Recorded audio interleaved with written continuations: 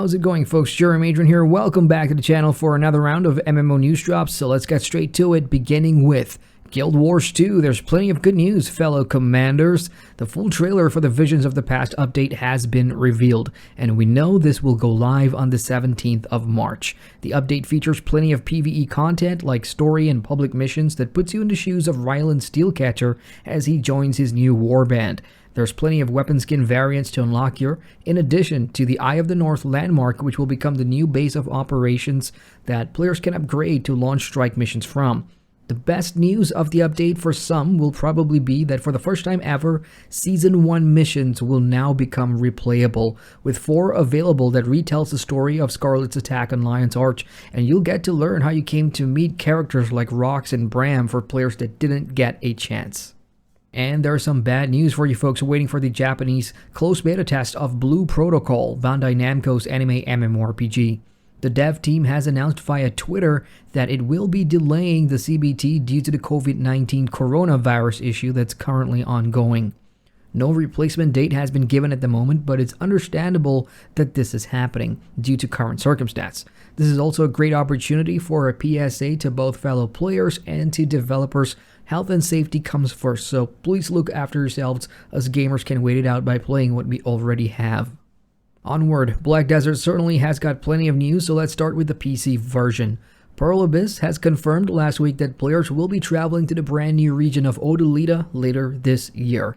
As part of a free update, the region comes with all new challenges, enemies, and that Black Star armor set that will be worth grinding for. No official date on the update yet, but expect late Q3 or early Q4. Elsewhere, the Guardian class has also received its Succession skill update, which means all classes now have the option to switch it up, and thus concludes this period of Succession updates for the PC version. On the mobile platform, the North Media region has opened up for players alongside the new mystical gear vendor. ArcheAge and ArcheAge Unchained players have some brand new content to look forward to as well. In its latest update, the game has introduced a new world boss, the Charybdis, a sea monster in the Bloodsalt Bay that requires players to buckle up for some epic naval battles against it. There's also a new solo dungeon, the Hereafter Rebellion, where players must put a stop to the restless souls and the minions of the Crimson Army for all new loot.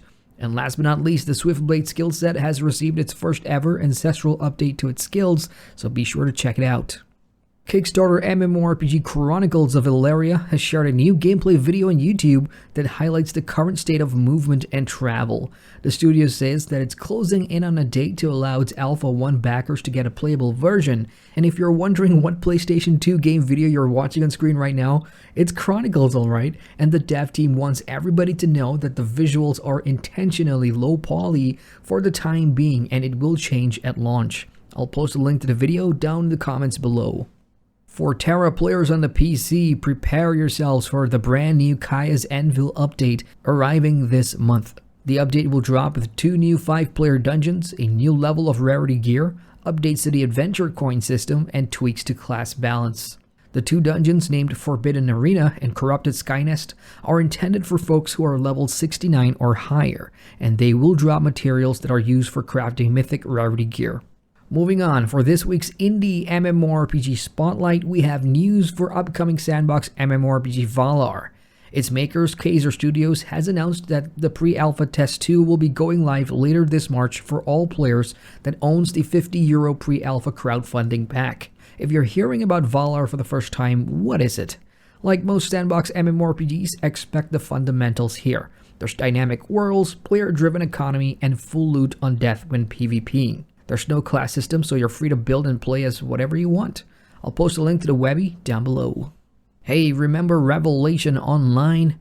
This free-to-play MMORPG from My.Games will be celebrating its 3rd anniversary this month with the release of a brand new expansion, its biggest yet, called Skyward World. Arriving later in March, players will venture forth to the Skyfeather Kingdom of Voros, which opens up a whole new landmass to quest in, but that's not all. The expansion features a new 10-player raid, new abilities for all 7 classes, a new progression system in the form of the Book of Enchantments, an updated UI system, a new player tutorial, and 3 new battle companions to recruit.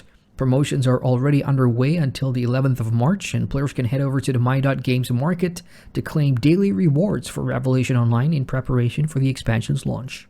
Star Trek Online players on the console finally has access to the Legacy update this past week, with the introduction of 2 new episodes featuring the cast of voice actors from the TV show. Participation in them will reward special credits toward the Tier 6 Khitomer Alliance battlecruiser, on top of additional anniversary rewards.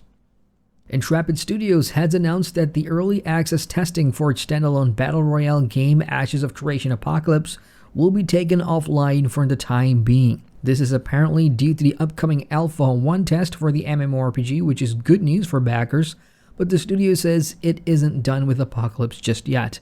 The mode will be back as it still needs to test its Castle Siege mode and Horde modes, but I suspect no one really cares because the MMORPG Alpha 1 is all that matters. And let's wrap this up with a piece of mobile MMORPG news. If there's any Naruto fans out there, lucky you. Naruto Slugfest, the official licensed mobile MMORPG, will be launching in North America and EU this spring on Android and iOS. The game features plenty of iconic characters in a dynamic world that changes constantly, and its open world setting ensures that players are immersed as they journey forward, accompanied by all the voice actors voicing these characters of the past. You can already pre-register for launch, link down below. And that's all I've got for now, folks. More news incoming in the next video. If there's news for a game you play that isn't covered here, do share the updates with us down in the comments section. Stay safe, folks. Hit that like button for the love of MMOs, and hey, if you're new here, subscribe to the channel. It's free, and clicking that bell icon notifies you whenever a new video hits. Once again, I'm Adrian, and I thank you for watching.